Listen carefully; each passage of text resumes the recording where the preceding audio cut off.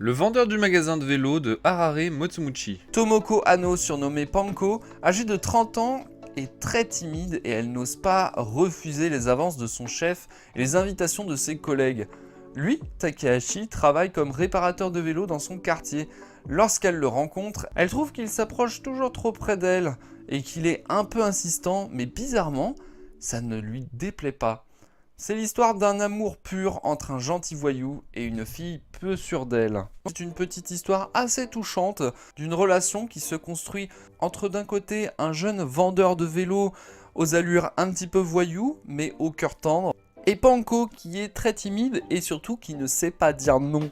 Le dessin est très simple, même si le découpage laisse un peu parfois à désirer, mais la lecture est en général assez plaisante.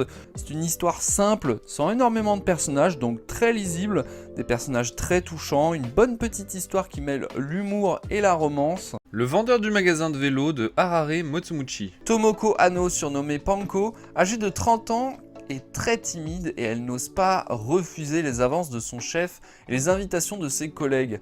Lui, Takahashi, travaille comme réparateur de vélo dans son quartier. Lorsqu'elle le rencontre, elle trouve qu'il s'approche toujours trop près d'elle et qu'il est un peu insistant, mais bizarrement, ça ne lui déplaît pas.